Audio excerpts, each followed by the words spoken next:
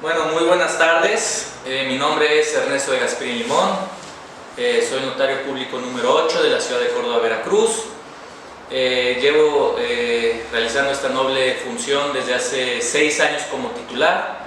Como adscrito tuve la fortuna de trabajar para el licenciado Alfonso Limón Kraus por más de 12 años. Y pues bueno, hoy en día me toca encabezar esta notaría que, gracias a Dios, la llevamos con mucho gusto y a esta profesión que es tan bonita, que es la abogacía y más el derecho notarial, que es el tema que hoy nos enfocaremos.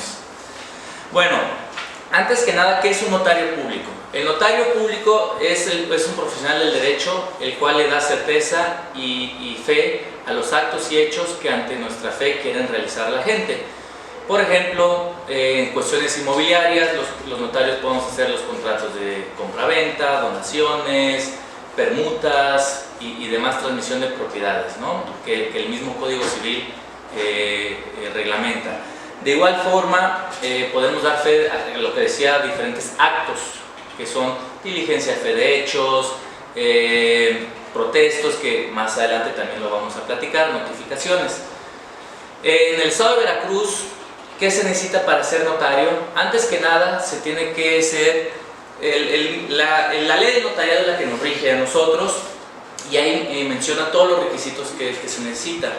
Dentro de ellos es ser licenciado en Derecho, con título profesional, ser mexicano por nacimiento, no pertenecer a ningún culto religioso, ni ser también pastor o todas esas cuestiones que las diferentes religiones profesan. Podemos pertenecer a una religión, claro que sí, pero no tener un puesto dentro de esa religión, no tener antecedentes penales. Y en primera parte, para ser notario, para llegar a ser notario titular de una notaría, tenemos que tener la patente de notario. ¿Qué es la patente? Es el primer filtro, digamos, que nos pone, es el primer examen. Hay que primero cursar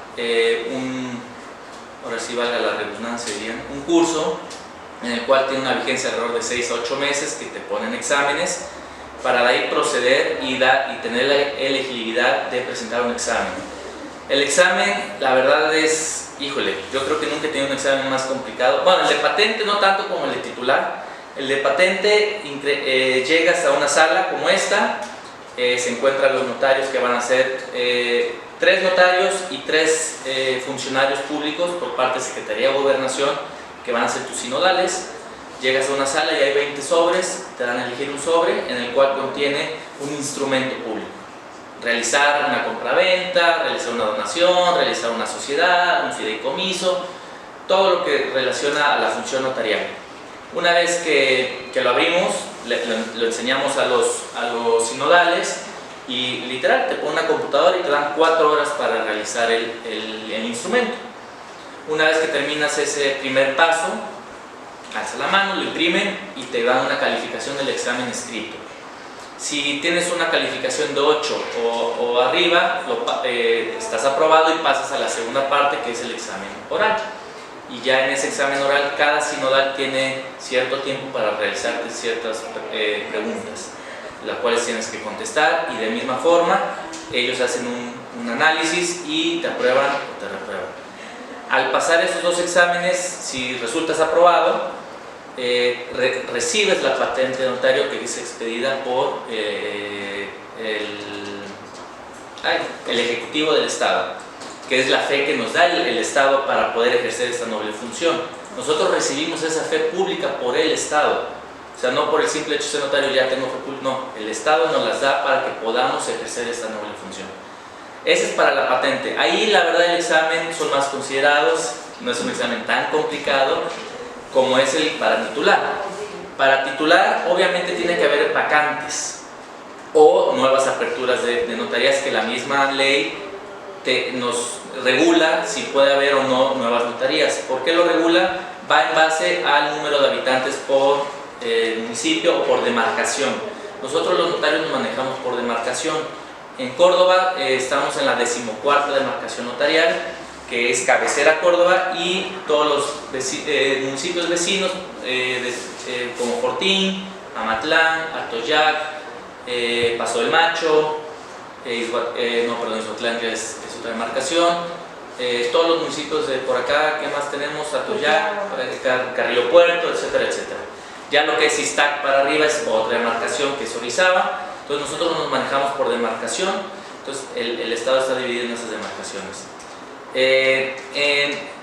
A nivel nacional existen alrededor de 4.100 notarios aproximadamente, los cuales tenemos la dicha de reunirnos en enero, que es las actualizaciones notariales que pues bueno, nosotros como cualquier profesionista tiene que estar en constante estudio, porque las leyes se van modificando año con año, y más que nada en fiscal las leyes nos van exigiendo tener diferentes conocimientos. ¿Para qué? Para que no nos atrasemos en todo esto. ¿Y por qué? Porque día con día nosotros le tenemos, ese es el estudio que nosotros le ofrecemos, el servicio, perdón, que nosotros le ofrecemos al cliente. ¿Y por qué? Porque desde el 2010 a la fecha, impresionantes los cambios que ha habido.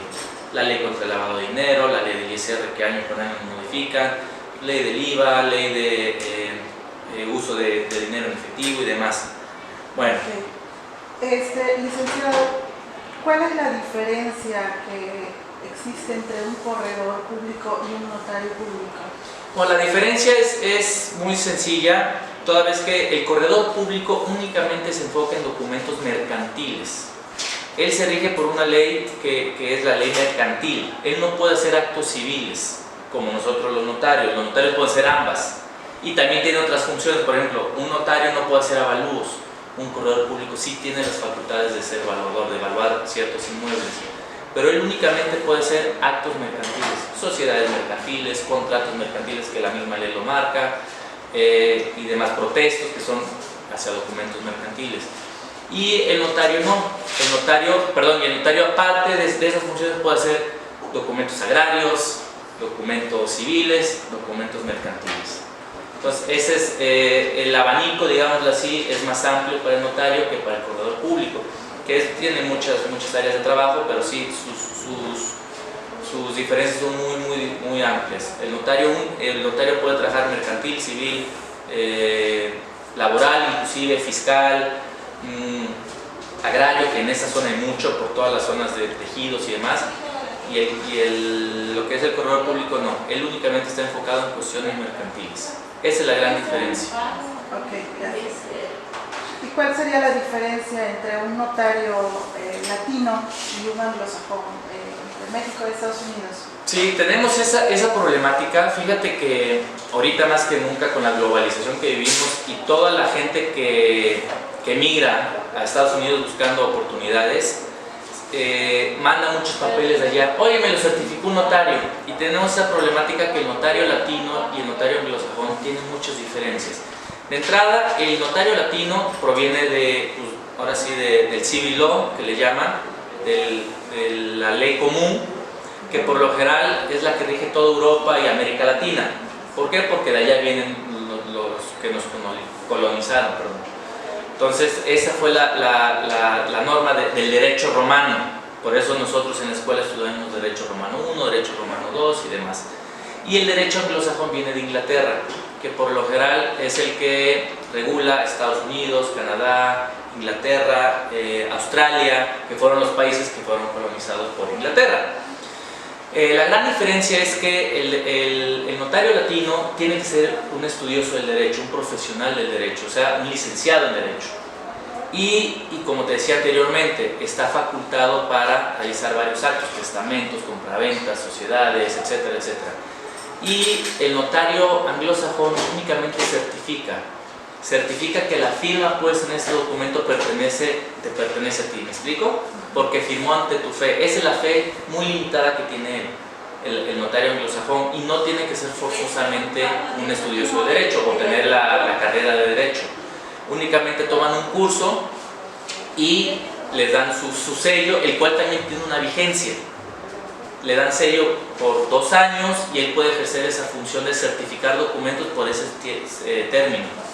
Y tendrá que actualizarse y volver a tomar el curso y demás. El notario, una vez que recibe la patente de notario, es hasta que o muera o tenga algún tipo de suspensión o qué sé yo, que también lo regula la ley del notariado de cada estado. Entonces, esa es la gran diferencia, que el notario latino puede realizar, primero es un profesional del derecho y puede realizar sin número de actos y hechos ante su fe. Y el anglosajón únicamente certifica pues, que la firma es del señor que está frente de él, el cual se identifica con tal documento. ¿Sale? Entonces yo siempre le digo a la gente, y también aunado a esto, por ejemplo, cuando se lleva a cabo un documento por un mexicano en el extranjero, porque hay muchos mexicanos o muchos latinos allá, nos mandan, oye, nos mandan un poder de un certificado ante un notario americano, el cual no tiene el valor como el poder notarial. Entonces lo que les solicitamos ahí es que acudan a un cónsul. ¿Qué es el cónsul? Aparte de sus funciones, tiene la función de notario en el extranjero. Entonces ese es el consejo que yo les doy. Siempre que tengan algún problema legal o tengan que certificar algún documento, ya sea realizar un poder, un testamento, inclusive que en unas vacaciones tengan algún problema, acudir a su embajada o a su consulado, buscar al cónsul y solicitar el papel que requieran. Oye, ¿sabes qué? Me enfermé de vacaciones en Estados Unidos y pues, las veo ahorita negras, desgraciadamente con el virus que estamos viviendo, la pandemia. Pues yo puedo solicitar al cónsul, oye, quiero hacer un testamento, y el cónsul tiene esas facultades, ¿sale? Entonces, bueno, son las grandes diferencias. Ya me brinco un poquito lo que es el cónsul. ¿Qué trámites de los que marca el Código de Procedimientos Civiles tiene el notario la facultad de realizar? Ok, mira, efectivamente hay diferentes trámites. El artículo, aquí los tengo, déjenme buscar, el artículo 674, por ejemplo, del Código de Procedimientos Civiles, es el primero que es la primera facultad que nos da, que es tramitar las sucesiones, ya sea testamentarias o intestamentarias. Cuando alguien fallece y deja un testamento, se llama que es una sucesión testamentaria, y nos ponen los ciertos reglamentos, no reglamentos, lineamientos que tenemos que seguir, que en realidad son los mismos que se siguen en el juzgado. Solicitar el informe al Registro Nacional de Testamentos, al Registro Público de la Propiedad, llamar a los herederos si es testamentaria. Estoy explicando ahorita la parte testamentaria. Darle lectura al testamento frente a los herederos, levantar un acta que aceptan herencia o no la aceptan, el nombramiento de albacea, se manda al Registro Público de la Propiedad.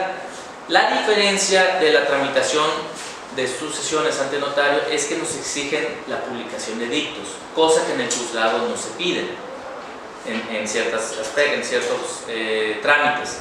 Aquí es obligatorio, ya sea intestamentaria o testamentaria. Tenemos que publicar edictos para darle conocimiento a la gente que estamos realizando estos trámites. En la sucesión intestamentaria, aparte de los informes que también el juzgado los pide, hacemos también una audiencia con testigos, en la cual pues, por lo general nosotros no tuvimos el gusto de conocer al difunto, y los testigos manifiestan que conocieron al señor, que vivió en tal lugar, que se casó, que no se casó, que tuvo tantos hijos, y con eso nos respaldamos nosotros de la información veraz de los herederos, que en realidad ellos sean los herederos. Levantamos esa primera acta. La segunda, ahí mandamos a pedir los edictos para darle publicidad al hecho de que no se estén omitiendo a lo mejor a un heredero, porque ha pasado, nadie lee los edictos. Les recomiendo que los empiecen a leer, esos que aparecen en el periódico. Ahí van a ver día con día que colegas dan sus edictos y sus informes referentes a sus trámites. Inclusive yo tuve en un trámite que me hablaban por teléfono, oye, es que salió este edicto y fíjate que yo soy hijo o nieto, no me acuerdo bien. Y le digo, oye, pues ven y tienes todo el derecho a exigir tus derechos hereditarios. Y pues bueno, vino, compareció y sí, resulta que sí tenía derechos a heredar. Entonces los edictos tienen sus ventajas, cosa que bueno, en el juzgado hay, sí, creo que cuando heredan entre hermanos es cuando piden los edictos.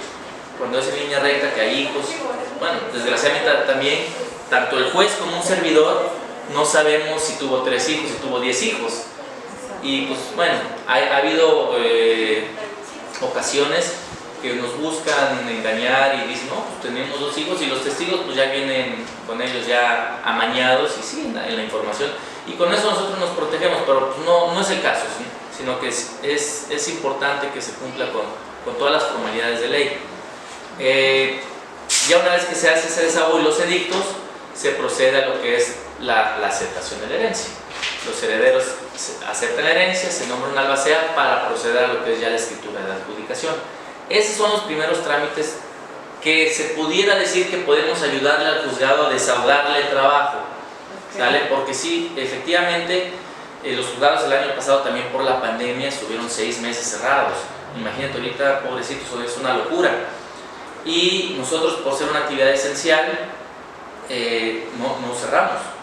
Testamentos, COVID, tuvimos muchos, entonces tuvimos que estar al pie del cañón dando el servicio, que sí nos vimos afectados en la disminución de trabajo, pues es obvio, porque la gente tuvo bien guardarse en casa o pues bueno, por cuestiones económicas, pues estaban reservados de la actividad. Pero bueno, esa es una de las primeras funciones. De ahí, el mismo Código de Procedimientos Civiles nos brinca al artículo 699, que nos habla de las jurisdicciones voluntarias. ¿Qué es una jurisdicción voluntaria? Como dice el nombre, es un acto que realiza una persona de manera voluntaria. Nosotros como notarios actuamos de jurisdicciones voluntarias. De manera voluntaria vienes y quieres realizar tu testamento. De manera voluntaria vino un comprador y un vendedor, hicieron la operación de compraventa. De manera voluntaria Juanito le quiso donar a su hijo Luisito una propiedad. Nosotros no podemos obligar a alguien a hacer algo, no somos autoridad para decir o lo haces o hay una multa, o lo haces o yo lo hago por ti en rebeldía como lo hace el juez. Entonces nosotros trabajamos de puras jurisdicciones voluntarias, ¿sale? Porque nos solicitan ese servicio, es una rogación, nos solicitan ese servicio, es un principio de derecho notarial que también la misma ley de notariado ahí lo apunta, y el Código Civil nos dice, oye, ok, tú puedes hacer estas funciones, pero aquí están tu forma de hacerlo. Por ejemplo, el primer párrafo del 699, inciso A, dice, para justificar hechos y acreditar derechos. Son informaciones testimoniales, lo hacemos muy seguido. ¿A quién no se le ha perdido una factura de un coche? ¿Qué pasa? Hacienda del Estado te pide, oye, ¿quieres cambiar de dueño? ¿Dónde está tu factura original? No, es que la perdí. Ve a un notario y hace una información testimonial de hechos conocidos. Entonces viene el cliente, oye notario, se me perdió la factura. No te preocupes, esos son los requisitos. ¿Cuáles son? Si hay algún documento del coche que debe ser la tarjeta de circulación, a lo mejor una copia de la factura, no la original, pero sí una copia. 3 testigos, todos siempre necesitamos 3 testigos para las informaciones testimoniales, porque los testigos van a manifestar que conocen al señor, que saben que ese coche es de él, que no tiene reporte de robo, que acredita ser dueño con la tarjeta de circulación y que pues le robaron la factura o la perdió o qué sé yo. Entonces eso hace la función de la factura y ya porque es un hecho conocido, estamos dando fe de que el señor es dueño de ese coche con la información que nos proporcionan los testigos, y ya se presenta a Hacienda del Estado, y Hacienda del Estado lo toma como un documento supletorio de esa factura para proceder, pues hacer el trámite que esa persona quisiera hacer, vender el coche, darlo de baja, emplacarlo, qué sé yo. Ese es muy común en nuestra función, porque no solo para las placas del coche. ¿Qué pasa también muchas veces? Oye, fíjate que y más que nada personas ya de cierta edad que pues las actas eran a mano, y cuando te iban a bautizar te ponían un nombre, oye, no le vas a poner nombre entonces tampoco de la comadre, y le aumentaban el María o el famoso M.A. Lourdes o María de Lourdes o el M.A. Entonces no es la misma persona. Y hoy en día que ya todo está digitalizado, cuando digitalizaron todas las actas, entonces tenemos credenciales de lector que dicen María de Lourdes, pero su acta de nacimiento viene M.A. Lourdes y sus títulos o sus escrituras vienen con María de Lourdes. Entonces no coincide, pero es la misma persona. Hacemos también una información de hechos conocidos, que comparece a la persona y manifiesta que por un error está así, pero que María de Lourdes, M.A. de Lourdes y M.A. de Lourdes son la misma persona, con los 3 testigos que la misma ley nos exige. Entonces hay muchos de este primer inciso que nos abarcaría infinidad ¿cómo se llama? De operaciones, bueno, de trámites para justificar también, oye, es que yo llevo viviendo aquí 10 años, pero no tengo ningún documento para iniciar una prescripción positiva, ¿no? También sea con 3 testigos y demás. O sea, son muchas es un abanico muy amplio de la cuestión para acreditar derechos o justificar hechos. El segundo párrafo dice para acreditar residencia, buena conducta, dependencia económica o el dominio de construcciones de mejoras a un inmueble. Cuando uno compra un lote y construye, tiene que hacer información testimonial de construcción. ¿Qué quiere decir eso? Que con dinero de mi propiedad yo construyo esta casa de 1 piso, 2 pisos y hacemos una pequeña descripción. ¿Por qué? Porque esos trámites lo exigen pues, si quieres pedir un crédito, si la quieres vender por Infonavit. O sea, también son muy recurrentes porque por lo general cuando compro un lote baldío, pues ya sea lo ocupo a los 2, 3 años para hacer una construcción, tengo que informar esa construcción. Entonces nos enfocamos a lo que dice este artículo y nos da la facultad de nosotros elaborar una escritura con 3 testigos y el solicitante, donde manifiesta que en ese terreno existe una construcción con las diversas características que él nos dice. El punto número 3, acreditar hechos conocidos, que es el que platicábamos ya, y acreditar situaciones jurídicas, pues bueno, a lo mejor ciertos derechos que yo adquirí en un juicio y demás, para comprobar la posesión de un derecho real, que es lo que te comentaba, para poder llevar a cabo una prescripción positiva. Cambio voluntario de nombre, ese también es el inciso 6 del artículo 699. Es muy recurrente que hay gente que dice, ¿sabes qué? No me gusta mi nombre, lo tengo que hacer vía judicial, es que no quiero ir a los juzgados. El notario se puede hacer ese tipo de trámites. Hoy en día ya casi no lo hacen. Antes era muy común cuando les ponían 2, 3 nombres, o ¿sabes qué? Es que me quiero quitar el nombre, mi segundo nombre, no me gusta. Mi abuelo tenía, pues imagínense, mi abuelo nació en 1929, tenía un nombre que cuando yo lo descubrí se enojó conmigo porque no le gustaba, y él hizo su cambio de nombre. O sea, lo hizo con un colega notario, y bueno, es un trámite en realidad muy sencillo. Se solicita el cambio de nombre, se publican edictos, también como vía judicial, es el mismo trámite, pero vamos a decir que el notario es el juez, no es el juez, pero bueno, hace la función. Entonces, levanta un acta donde la persona solicita el servicio de cambio de nombre, presenta la documentación correspondiente, credencial del lector, CUR, acta de nacimiento, y procede a hacer la primera acta donde, oye, te informo, registro civil, que Juanito ahora se quiere llamar, o Juanito Venustiano se quiere llamar Juanito nada más, ¿sí? Publicamos edictos, 2 edictos de 10 en 10 para darle publicidad, porque también recordemos que cualquier persona que se oponga, pues oye, es que yo me llamo igual, ¿cómo se va a llamar alguien igual que yo?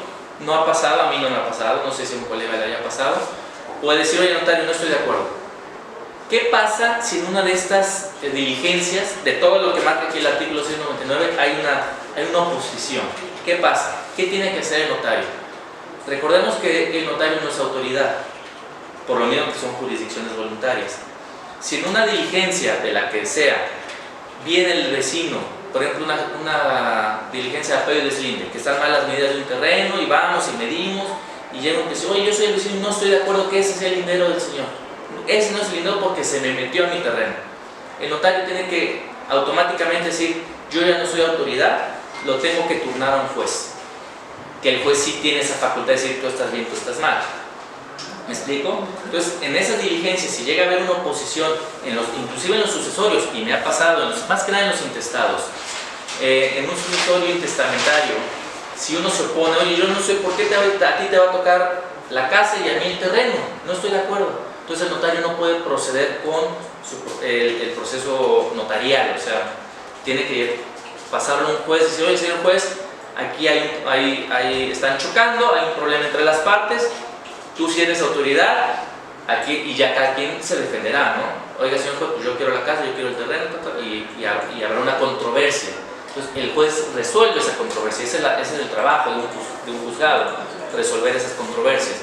El notario no puede resolver esa controversia, él no tiene esa facultad de decir, ok, no, pues se hace así porque yo lo digo, no, ¿sale? Okay.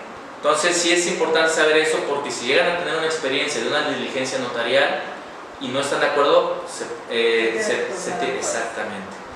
Okay. El punto número, la fracción 6 es apeos y deslindes, que es las mediciones de terrenos cuando no coinciden entre la escritura y un plano. Siempre y cuando pase de un 10%, se tienen que llevar a cabo estas diligencias, que ya no son tan comunes porque hay 2 hay choques de ideas, de interpretación. Hay notarios que dicen que sí, un apellido linde sí es un título supletorio de dominio. ¿Por qué? Porque si mi escritura decía media hectárea y resulta que era 1 hectárea, entonces pues me estoy volviendo dueño de repente de 1 hectárea. Con colegas en este tipo de trámites abusaron, yo creo que de sus facultades, y sí, de repente, pues, por ejemplo, zonas federales de vías, junto a ríos, de repente ya tenían dueños, y son zonas federales que no puede haber, que la misma ley te prohíbe, ¿no? Entonces, yo creo que ahí también la autoridad dijo, espérate, ahora todo es vía judicial. Aunque el mismo Código Civil, el procedimiento civil nos los marca, pero por ejemplo, y lo podemos hacer. El detalle que ya no lo están inscribiendo en sección primera, en el registro público. En la sección primera que habla de bienes inmuebles, compraventas, donaciones, herencias. Ahora les inscriben en sección sexta, que entre comillas dicen, todo lo que no se inscribe en las otras secciones se inscribe en la sección sexta, que así coloquialmente dicen la sección basura, porque eso y nada pues es lo mismo. Y es un trámite pues, costoso, porque hay que hacer notificaciones, diligencias, y pues el cliente dice, oye, pues yo quiero que se inscriba en sección primera, te estoy pagando para que con eso yo pueda vender toda la hectárea, por decirlo así. Entonces ya lo hacen por otras vías, y ya últimamente cuando han acudido a mí y me piden esas diligencias, pues les explico, porque no solo hay que también ser honestos en nuestro trabajo, decir, mira, va a pasar esto, si yo lo puedo hacer, sí, pero va a pasar esto, que al final del día, cuando tú quieras vender la hectárea, no lo vas a poder porque nada más acreditas tanto, y vas a tener que hacer otro proceso vía judicial. Y ya, se van por otra vía. Bueno, también la constitución y extinción voluntaria del patrimonio familiar, que es un inmueble que lo quiero volver patrimonio familiar para que sea inembargable y pase de generación en generación. La liquidación de la sociedad conyugal, ese tema ya casi no se hace. Ahora, antes era, creo que ya ni te decían ni te ponían, ¿te casaste sociedad conyugal? Ni te preguntaban, o hasta era mal visto casarse por separación de bienes. Hoy en día no, hoy en día es al revés. Yo creo que el 90% de las personas se casan por separación de bienes. Entonces esta parte pues, ha estado en desuso ya. Hoy hice una, de hecho, de unos conocidos que no sé por qué se casaban por sociedad conyugal, y se casaron hace como 6 años, pero ahora por cuestiones fiscales su contador le dijo, oye, pues, haz la disolución de la sociedad conyugal y pásate a separación de bienes. También tenemos esa facultad nosotros como notarios de realizar estos trámites. Capitulaciones matrimoniales, como te decía, sucesiones testamentarias o intestamentarias, y bueno, y el nombramiento o renuncia de albacea, siempre y cuando esté regulado bien, que cumpla con la normatividad que nos marca tanto el Código Civil como el Código de Procedimientos Civiles. Ahora, también la cuestión de notificaciones, por ejemplo, la ley del notariado en su artículo 116 nos dice, lo voy a leer textual, a petición de parte que podrá ser por comparecencia, por escrito o a través de medios electrónicos, el notario hará personalmente ¿qué? Notificaciones, interpelaciones, diligencias y protestos. Notificaciones es decir, oye, lo que hace un notificado judicial, o sea, oye, te demandé, entonces presento mi demanda en oficialía de partes, se turna, se genera un número de demanda, de expediente, y pues tengo que notificar al demandado, ¿no? El notificador va y, oye, pues, tienes una demanda. El notario puede hacer lo mismo, viene a solicitud de parte y dice, oye, te está notificando Juanito que le debes dinero, ya te avisé. Entonces lo ocupan mucho como medios preparatorios de juicios. Entonces me ha pasado ahorita con, por ejemplo, medios impresos, periódicos y demás, redes sociales, que piden notificaciones y dicen, oye, quiero derecho de réplica. Acuérdense que ya ahorita ya hay una ley de derecho de réplica que puede ser hasta delito grave y ya genera varias multas y multas grandes. Entonces ha habido notificaciones de decir, oye, te estoy notificando y va el interesado conmigo. Y son muy interesantes las notificaciones porque son muy parecidas a las judiciales. Tenemos que llevar el instrumento que queremos notificar. ¿Y cómo se desarrolla una notificación? Acudimos al domicilio, el que nos abre, nos tenemos que identificar forzosamente con nuestro nombramiento de notario, que nos da, no lo traigo aquí en la mano, está en mi oficina, que nos da una charola donde dice en mi foto, el licenciado, notaría, nos identificamos y preguntamos si en ese domicilio vive fulanito de tal y si es el domicilio correcto, tal, nos dice sí, aquí es, y por lo general nos los niegan. Oye, venimos a notificar, pues fíjate, la diligencia es una notificación para hacerle saber esta información. No está. Bueno, ¿ahí qué pasa? Nosotros tenemos que decirle con el que nos está atendiendo, bueno, al no estar la persona que yo deseo notificar, coméntale que el día de mañana, a tal hora, y le dejamos un instructivo de notificación que dice el día de mañana, el resto de limón, el día de mañana en punto de las 12 horas me estaré apercibiendo en el domicilio, y en caso de que no esté el interesado, ahí sí, yo ya podré desahogar la diligencia con quien me atienda. Y en caso de que no me atiendan, se pegará el instructivo en la puerta de la propiedad, ya sea de la casa, del negocio, qué sé yo. Y sí, ha habido muchos casos que no están. Bueno, le dejo el instructivo, no me lo firman, lo asentamos así en el acta, que se negó a firmar, se niegan a veces a dar el nombre y lo tenemos que describir, que nos lo recibió una persona de tez blanca, pelo oscuro, más o menos, así que es una descripción física, y que se negó a dar su nombre y se negó a dar a identificarse, o dice que se llama Juanito, pero no se identificó. Son, ahora sí, como los videos que estábamos tomando ahorita, esas son las diligencias. Tenemos que describir, ahora sí, muy puntual todo lo que está sucediendo, como las fe de hechos, que es otro tema que ahorita vamos a platicar. Pero bueno, al otro día nos apercibimos, no está o sí está, y si está y nos atiende, desahogamos la diligencia y le enseñamos toda la notificación, se la leemos en voz alta y se la entregamos. Si la quiere firmar, asentamos que la firmó y nos firma una copia, y si no, lo asentamos que no nos quiso firmar. Y si no nos reciben y de plano, híjole, ha habido veces que casi salimos corriendo, lo tenemos que pegar en la puerta del domicilio, y obviamente nos respaldamos con medios visuales, fotografías, videos. ¿Para qué? Pues para darle sustento a nuestra acta, más que, aunque tenemos fe pública, pero siempre es bueno tener ese apoyo extra. Yo siempre, no es una obligación, pero en lo personal levanto un reporte fotográfico y lo anexo a estas diligencias para tener un peso de que sí estuvo ahí el notario, sí realizó la diligencia, porque esto no puede mandar al asesor, no puede mandar a la secretaria, tiene que ir personalmente, porque el que goza de fe pública es el notario, no es su personal. ¿Me explico? Entonces el que dice, oye, estaba un portón café, es el notario, ¿no? Y hoy en día, pues ya por la cuestión de seguridad, muchos negocios y casas ya tienen cámaras. Oye, pues es que nunca ha habido el notario. Y pues, bueno, ha habido casos, ¿no? Pero aquí lo importante es siempre estar en esas diligencias. La segunda diligencia que maneja el artículo 116 nos habla de las interpelaciones. ¿Qué es una interpelación? Irle a preguntar a la persona.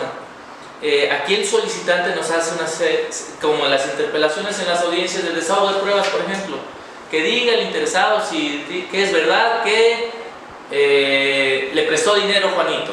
Igual hacemos nosotros. El interesado nos llega con un pliego de preguntas. Dice, oye, quiero que vayas a interpelar a Mario, su domicilio es tal, lo encuentras aquí, y nos da el sobre con las preguntas. Y entonces, igual que una notificación, nos apercibimos al domicilio, preguntamos por él, no está, al otro día dejamos nuestro oficio de notificación, al otro día nos volvemos a constituir en ese domicilio y desahogamos la diligencia con quien se encuentre presente. ¿Sale? Es muy parecido, pero bueno, ahí están más preguntas y respuestas, y si nos atiende la persona, que conoces al señor Juan, sí lo conozco, anotamos, sí lo conozco. Que te prestó dinero, no me prestó, no me prestó. Oye, pero sí le presté. Bueno, yo tengo que poner las respuestas de él, ¿sale? No lo que el cliente pida también. Nosotros tenemos que siempre ser muy veraces en nuestra información, y aunque a veces no coincida con lo que solicita el cliente, que es el que te va a pagar, pero al final del día tenemos que poner lo que dice o lo que está pasando. Luego dice, oye, agrégales. No, lo que pasó es esto, y por eso el apoyo también visual, porque oye, grabaciones y demás. Las diligencias de fe de hechos son, del artículo 196, son las que más solicito. ¿Qué es una diligencia de fe de hechos? Mi abuelo siempre le explicaba como es un video. Oye, necesito una diligencia para decir que mi local comercial está vacío. Ah, sí, claro, llegamos, que nos apercibimos al lugar ubicado en la avenida 1, número 205, y que en dicho lugar se encuentra un local con el logo Pollos Juanito, y que en ese local la puerta estaba abierta y entramos y del lado derecho había una silla, un mesabanco, o sea, una descripción de lo que está pasando. Esas diligencias son muy comunes cuando desgraciadamente cuando hay muchas problemáticas. ¿En qué casos se ocupan estas diligencias? Híjole, en todos los casos. Por ejemplo, en cuestiones laborales, en votaciones de sindicatos, en votaciones híjole, yo me acuerdo, no voy a decir nombres, pero nos salieron correteando una diligencia, porque yo únicamente, y te tienes que identificar, o sea, si está, por ejemplo, el alboroto, tú tienes que decir, oiga, me solicitó el servicio Juanito Pérez, me identifico y voy a estar levantando una diligencia de una fe de hechos. ¿Qué es eso? No, yo no voy a describir lo que está pasando. No voy a estar ni a favor de uno ni del otro. Si usted dijo es azul, yo voy a poner, el señor tomó la palabra y dijo es azul. Si el otro dijo no es rojo, tomó la palabra y dijo que es rojo. O sea, es lo único que yo voy a estar haciendo. ¿En casillas electorales también? Sí, inclusive el día de elecciones los notarios tienen la obligación de trabajar. Nosotros abrimos las notarías única y exclusivamente para realizar diligencias de fe de hechos solicitadas por los partidos políticos, no puede ser por cualquier ciudadano. Recordemos que dentro de mi experiencia, desde que fui adscrito con el licenciado Alfonso y ahorita que ya soy titular, hemos estado en 2, 3 diligencias, de que, un ejemplo, oye, me habló de un partido político, oye, necesito que vengas a dar fe de que la casilla todavía no está puesta y por ley tenía que abrir a las 8 de la mañana. Pues vamos y sí, efectivamente se encuentra tal y que apenas las están armando y que la cola ya... Y levantamos un acta, fotografías y levantamos esa acta, inclusive se la llevamos al OPLE, que es el órgano que controla ahorita las elecciones estatales, ahorita sería el INE. Pero también recordemos que día a día se han creado nuevas fiscalías y ya está la Fiscalía Electoral, la cual también ya, por lo general, cuando pasa un incidente, quema de urnas, por ejemplo, robo de urnas, oye, o hay una persona comprando votos o algo así, es muy difícil de comprobar porque cuando ya te mueves a ese lugar, pues ya pasó el indicio, ¿no? Ya pasó el delito, lo que tenías que dar fe, y no podemos poner algo que no te consta. Si tú no lo viste, dice, oye, es que pon que aquí había una persona de chamarra negra. Digo, no puedo porque no me consta. Yo no puedo dar fe de algo que yo no vi. ¿Sale? Entonces sí es muy importante eso porque luego nos quieren convencer de que, oye, no, tenemos que ser es muy noble esta función, pero también al mismo tiempo lleva mucha responsabilidad. Por lo mismo, de que esa fe de hechos puede llevar el giro de, no sé, de que esa casilla se vuelva nula o qué sé yo, ¿no? Ya cuestiones electorales son muy amplias, pero sí nos ha tocado, te digo que cosas muy ríspidas. Por ejemplo, antes, hoy ya en día ya no las hacen, se van directamente a la fiscalía, como te comentaba, tomas clandestinas. Vivimos en una zona de ductos, yo era adscrito, me acuerdo muy bien, y ahí sí siempre iba yo, mi abuelo nunca iba porque yo estaba en funciones, y me decía, Ernesto, hay una fe de hechos de una toma clandestina, por lo general Matatenatito, y es nuestra demarcación. Una vez hasta, sí nos tocaron hasta balazos, armas de fuego, y híjole, ahí fue cuando dijo, oye, cuando fue, no sé si se acuerdan, hace creo que fue como 12 años, que explotó, le hicieron explotar una válvula y se veía la llama desde Córdoba. Impresionante lo que esa fe de hecho, o sea, son experiencias que te dejan marcado, claro. Pero sí dices, canijo, o sea, sí, no es nada más, voy a dar fe de esto, no, es involucrarse en el área, el riesgo que eso conlleva, que la misma ley también nos dice, oye, si pone en riesgo tu vida, sí te puedes excusar. Entonces, hay notarios que sí, ¿sabes qué? Por ejemplo, ahorita en las disposiciones de COVID, muchos notarios, y con justa razón, dicen, oye, ¿sabes qué? Tengo cierta edad, no quiero hacer un testamento público. ¿Por qué? Porque pone en riesgo mi vida. Y tiene toda la razón. Yo tuve la fortuna de poder ayudar a doctores más que nada a hacer testamentos, porque sí estaban en la primera línea de fuego y decían, oye, ¿qué pasa si me muero? y cuántos no han muerto, ¿no? Entonces son varias cuestiones que hay que poner la balanza, ¿no? Gracias a Dios, bueno, siento yo que estoy joven, entonces bueno, y te voy a decir una cosa, ya me dio COVID, entonces hace mucho, para que estés tranquila, aquí tengo cubrebocas y todo.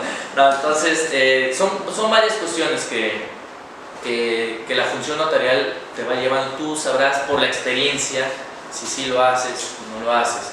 Ya hay cuestiones que, fe de hechos, por ejemplo, nos habla Capufe, oye, están bloqueando, híjole, es gente muy brava, luego que son sectores de agricultores, y entonces la verdad son cuestiones muy ríspidas que ya pones la balanza de hoy, no creo que me ayude en el sentido de la salud, pero bueno, aquí por lo general entramos, la verdad sí nos gusta, a menos que tengamos conflicto de intereses también.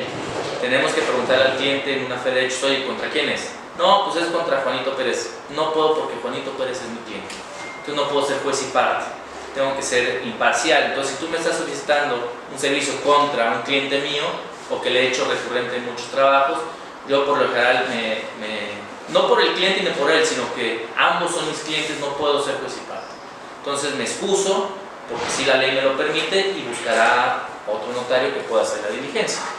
Pero sí, yo creo que del artículo 116 que nos marca la ley de notariado, lo que es las fe de hechos y las informaciones testimoniales de hechos conocidos son las que más nos solicitan. Y bueno, ¿qué más? Tenemos, bueno, los protestos, eso también lo hacen los correos públicos porque son documentos mercantiles. ¿Qué es el protesto? Es una diligencia para decirle al deudor, oye, aceptas esta letra de cambio, este pagaré, o sea, es para notificarle que está este pagaré vigente, ¿no? Se practica bajo la fe notarial cuando no se perjudiquen los derechos y acciones entre las personas a que se han intervenido en el giro, o sea, los que están dentro de esa letra de cambio, que también lo rige su propia ley, la Ley General de Títulos y Operaciones de Crédito. Y por último, que también últimamente han sido muy solicitadas, que nos marca el artículo 116, son los cotejos. ¿Qué es el cotejo? Como dice la palabra, estoy cotejando este documento que dice y lo copio en mi acta notarial. Y también yo me respaldo con imágenes cuando se pueda tomar imágenes. Hay documentos que no se pueden fotografiar. Por ejemplo, un instrumento notarial no se puede fotografiar. Un libro donde está el protocolo, donde el notario asienta las actas y los instrumentos, no se puede fotografiar ni sacar copias. Entonces hay instrumentos que ciertas legislaciones, oye, no le puedes tomar foto porque la ley me lo prohíbe. Ok, entonces nada más cotejo con la fe pública que gozamos, manifiesto que en el libro número tal, de tal lugar, dice lo siguiente y copio. Esto es muy común y muy recurrente en cotejos de actas de fe de bautismo. ¿Por qué? Cuando una persona quiere tramitar su pasaporte y fue asentado de manera extemporánea, o sea, recordemos que cuando uno nace tiene un cierto tiempo para asentar al bebé. Si después de ese tiempo que la ley te pone, lo asentaste ya a los 8 meses, 9 meses, es un asentamiento extemporáneo. Y esa persona cuando crezca y quiera tramitar su pasaporte, uno de los requisitos por reglamento interno de la Secretaría de Relaciones Exteriores es el cotejo de la fe de bautismo. Entonces van al notario y dicen, oye notario, fíjate que me está solicitando esto de Relaciones Exteriores. Entonces vamos a la catedral o a la iglesia donde fueron asentados, pedimos el libro bautismal, porque también existe la fe canónica o la fe eclesiástica, que también los padres gozan de esa fe. Entonces pedimos un libro de registro y recordemos que registra por los sacramentos, más que nada el bautismo y el matrimonio. Entonces pedimos el libro, el volumen, la foja y el número de acta y levantamos un cotejo de esa acta. Y se le da su instrumento al señor y cumple con el requisito que marca la Secretaría de Relaciones Exteriores para que le emitan su pasaporte. Eso ha sido muy recurrente y pues bueno, tengo la ventaja que tenemos aquí a una cuadra o 2 cuadras la catedral y por lo general todos los libros están en eso, pero sí nos ha tocado ir a Naranjal, ¿cómo se llama? A Toyac mucho, a levantar estos cotejos para que puedan proceder con este trámite. Esto también lo hace directamente el notario, no Sí, no. puede hacerlo nadie más. No, acuérdate, recordemos, todo lo que son las diligencias tiene que ser forzosamente el notario. El que goza de esa fe pública que el Estado le dio es Ernesto de Gasperini Limón. No puede mandar a un tercero a levantar esas diligencias porque en realidad no está cumpliendo con lo que marca la ley y pues bueno, no sé si alguien más lo haya hecho, pero bueno, la ley es muy clara, inclusive hay sanciones. La misma ley del notariado nos dice, oye, si no estás haciendo bien tu función, hay quien nos regula, hay quien nos limita nuestro accionar y nos mandan revisiones, checan nuestro actuar día a día. Y pues bueno, hay que trabajar con mucha profesionalidad, porque ¿qué busca el cliente de un notario? Busca certeza y seguridad jurídica. Tú vienes a un notario, ¿por qué? Porque no es lo mismo un contrato privado, casita, con una libreta, que va a ser carente de a lo mejor muchos fundamentos legales, a solicitar el servicio de un, no perito en derecho, pero sí de un profesional en derecho, como marca la definición del notariado, para que te haga el servicio de, oye, voy a invertir todos mis ahorros en la compra de un inmueble, y necesito al experto, a la persona que goza de esa fe pública para que me haga esos trámites. No solo de eso, sino también de la experiencia. ¿Para qué? Para que logres el objetivo que es pues, adquirir o hacer tu testamento de la manera correcta. ¿Sale? Entonces sí la cuestión del notariado es un área muy bonita, es un área con muchas responsabilidades, más hoy en día que día a día nos han ido incrementando nuestras obligaciones. Por ejemplo, fiscales ni te digo, nosotros como notarios estamos obligados, por ejemplo, en una venta, al cálculo entero y retención del impuesto sobre la renta y del IVA. ¿Y qué quiere decir eso? Si yo lo calculé mal, si yo no lo hice bien, si yo no le cobré bien, si no me pagó, si nada, el SAT me dice, oye notario, ¿dónde está el ISR? No le preguntan al cliente, le dicen al notario, oye, no lo pagaste, ¿dónde está el dinero? ¿Qué pasó? Entonces el notario incurre en responsabilidades.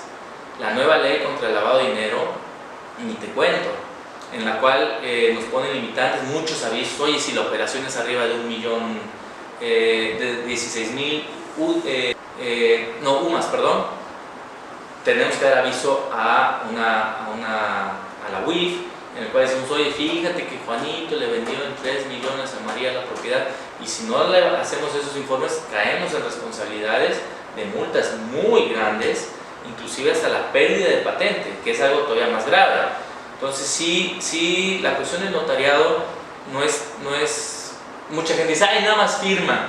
Híjole, ojalá. Desde que me volví titular, honestamente, pues bueno, hay que estarse preparando, ir a cursos, estar día a día estudiando, y no solo eso, revisar todos tus documentos. Acta que se elabora, escritura que se elabora, hay que revisarla. ¿Por qué? Porque al final del día el que firma el documento es el notario, no es el asistente o la persona la proyectista, sino que es el notario el que incurre en responsabilidades. Y hay responsabilidades administrativas, responsabilidades penales, civiles, y pues no digo hasta la pérdida de la patente, como te comentaba. Claro. Por último, notario, ¿cómo un abogado se auxilia en una notaría? ¿De qué forma una notaría auxilia a un abogado? Bueno, recordemos todos los trámites, por lo general civiles, por ejemplo, o mercantiles, un juicio ordinario civil por un incumplimiento de contrato privado, un juicio ordinario mercantil por un incumplimiento de un pagaré o de una deuda.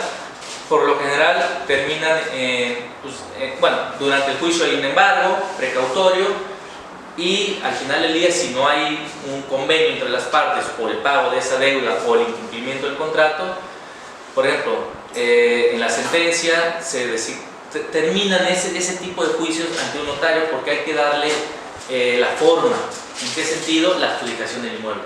Oye, yo te compré con un contrato privado tu casa, hicimos un contrato privado, cumplimos con varias formalidades de ley, pero tú no me quieres ir a firmar al notario. Oye, ya te pagué, pero no me firmas. Yo te demando el incumplimiento del contrato. Obviamente se lleva un proceso judicial que lleva su tiempo, su desahogo de diligencias, audiencias y demás, y gano, tengo la sentencia en mi favor. Entonces al final del día el juez notifica al deudor o al que incumplió, oye, ve a tal notaría a firmar la escritura. No vas, el juez tiene esa facultad de ir a firmar en rebeldía. Entonces hay muchos trámites que terminan aterrizando en una notaría. Y no solo eso, también el abogado, que nosotros también somos abogados, pero bueno, el día a día de su actuar, oye, es que mi cliente no quiere ir al juzgado, te otorga un poder para pleitos y cobranzas. Oye, es que fíjate que invadieron mi terreno, un abogado, oye, invadieron el terreno de mi cliente, vamos a levantar una fe de hechos, una diligencia de fe de hechos. Y así hay muchas áreas que cubrimos.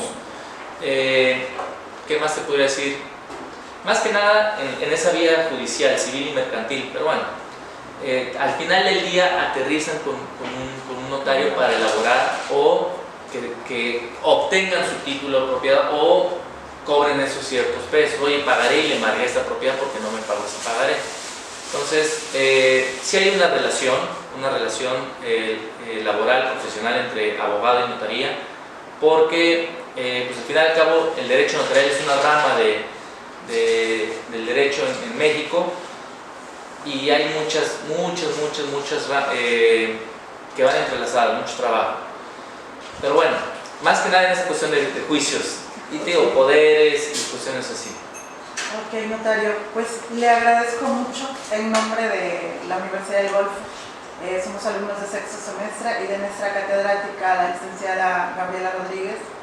Le agradezco su tiempo que nos otorgó en esta entrevista, va a ser muy productiva para nosotros. Muchas gracias. Bueno, no, pues gracias a ustedes, y una disculpa que no pudo ser en Zoom o en vivo, pero bueno, tengo cuestiones laborales el día sábado, pero con mucho gusto estamos para atenderlo, lo que se les ofrezca. Estamos aquí en la Notaría 8, ahora sí, anuncio comercial, en la Avenida 1, entre calle 2 y 4. Cualquier duda, futuros abogados o ya están inclusive litigando como pasantes, que necesiten, con toda la confianza estamos para servirles. Muchas gracias. No, gracias a ustedes.